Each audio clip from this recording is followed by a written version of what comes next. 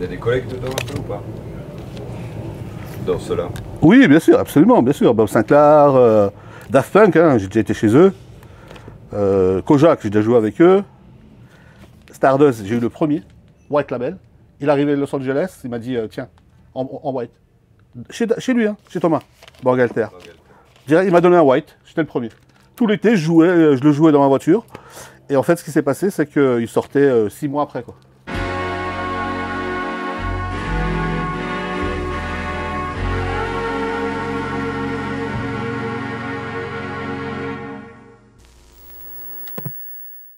Donc là, tu es en train de nous balancer que tu as été chez les Daft Punk. Oui, bien sûr. Ben, Thomas, je le connais parce qu'en fait, il était chez Virgin avec moi. On avait la même productrice, on avait le même bureau. Il y avait Cassius aussi qui était avec nous. Thomas, je l'ai invité à pas mal de soirées à Paris. Il nous a invités chez lui dans son studio à Montmartre. Enfin, on a vu ses machines, tout, voilà. Ça t'a fait un choc quand tu as su leur séparation? Ben oui, bien sûr, parce que moi, j'attendais toujours un nouvel album de Daft Punk.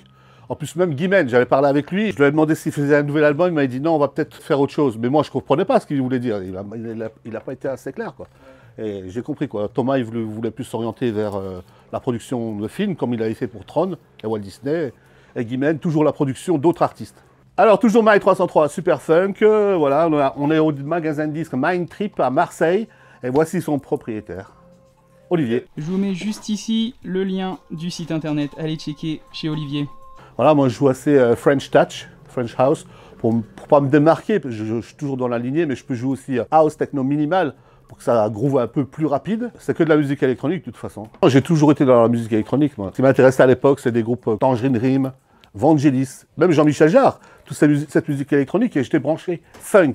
En fait, il y a une marque de synthétiseur qui s'appelle Roland. En 1983, j'étais avec un ami, on a été dans un magasin de musique, un magasin de synthétiseurs. On a vu un flyer qui disait « Démonstration synthétiseur Roland » par Francis Rimbert. Francis Rimbert, on ne connaissait pas. En fait, il y a carrément un concert des synthétiseurs Roland, séquencés du début jusqu'à la fin, qui durait 1 heure, avec des Michael Jackson Pewaukee remixés avec des synthés. Mais il y avait un public comme un grand concert. Il est devenu quelques années après le programmeur et le synthétiste officiel des concerts de Jean-Michel Jarre, sur scène et dans le studio. Et moi j'ai flashé, j'ai dit c'est ça que je veux faire ce genre de musique, quoi. Tu prends toujours ton pied à mixer sur vinyle actuellement? Oui, ben ça m'est arrivé, bien sûr, absolument. J'ai joué à Hambourg pour Halloween l'année dernière. Ben, j'ai commencé par le vinyle de Michael Jackson, Thriller, vu qu'ils étaient tous déguisés. Ça leur a plu, j'ai continué dans la mouvance. Alors, qu'est-ce que tu viens de nous piocher, là?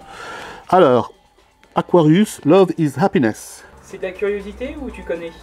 Non, en fait, je cherche un disque donc des années 90. Vu que je suis dans le bac 90, j'essaie de le retrouver avec une flûte de pan, là. Un disque que Laurent Garnier jouait, d'ailleurs, à l'époque. On va essayer de te retrouver ça et de le mettre à côté sur ah ouais, le montage. Ça serait bien. Ah, ça, je le joue. Avec l'acapella de Lucky Star, Ron Carroll au début, l'acapella, ouais. Et je mixe ça en direct. Et quand il y a le break, ça fait fantastique avec la voix, c'est magnifique. Ça, c'est une pièce, très grosse pièce, ça aussi.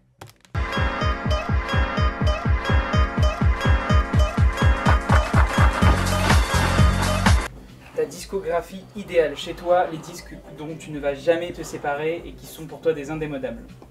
Ben, Paul Hardcastle, c'est un mec qui fait de la musique électronique en Angleterre. C'est le Jean-Michel Jarre, en gros. Anglais, mais version groove et funk. Ouais, électro-funk. Pour moi, c'est mon maître. J'ai tous ses vinyles, j'ai tous ses albums.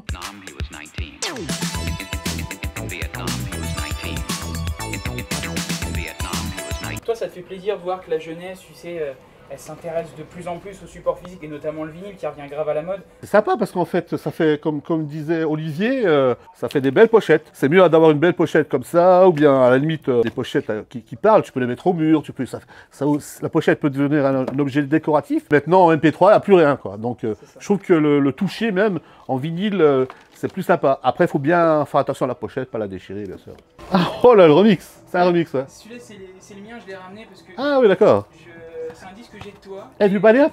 Et je suis très content. Mais c'est ton remix à toi, par contre. Ouais. C'est marqué, hein, Mike 303. C'est pas des blagues, hein. C'est ça, c'est marqué. Mike Dry No Dry, free or free. Des pochettes comme ça, c'était fait par Tom Kahn. Tom Kahn, il a fait le clip aussi de Last Dance.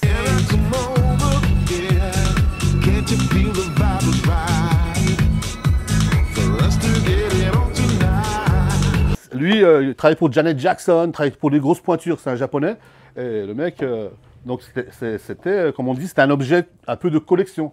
Pas parce que c'est super fun, mais parce que la pochette peut être belle. Il y a d'autres artistes, hein, Bon, après c'est minimaliste chez les Daft Punk, bien sûr, très minimaliste, mais bon, c'est joli, c'est beau. Et là, en artiste actuel, c'est un petit peu le moment où tu recommandes, t'écoutes beaucoup ce qui se passe en ce moment. Bien sûr, bien sûr. Est-ce que tu as des artistes que tu pourrais nous recommander? Fred Again. Là, je te l'avance. Ça, c'est mon numéro 1 actuellement. Ouais, j'adore. D'ailleurs, j'ai programmé le même son sur un synthétiseur. Là, je veux faire un titre qui ressemble un peu parce que je trouve qu'il a lancé un petit style là. J'adore. Pour moi, la musique, elle a cette force-là, c'est que ça te ramène toujours à un moment, à une personne, c'est des sentiments pour moi. D'accord. Et je me suis toujours posé la question, je sais pas, peut-être toi, tu as une réponse. Pourquoi certains titres nous touchent plus que d'autres? Je vais donner l'exemple de Lucky Star. Lucky Star, c'est un instrumental à la base. On l'a envoyé à Chicago. Ron a trouvé les paroles. On lui a envoyé ce qu'on a écrit un peu. Il a trouvé le reste. Avec sa voix et tout, Ron Carroll a fait quelque chose. L'instrumental était bien, mais avec la voix, c'était mieux. C'est là qu'on a senti le feeling. Sinon, on l'aurait joué en instrumental, hein, quoi qu'il en soit. Mais ça ne serait pas passé pareil. Il y a une fusion, une alchimie des deux qu'on fait que c'est devenu un tube.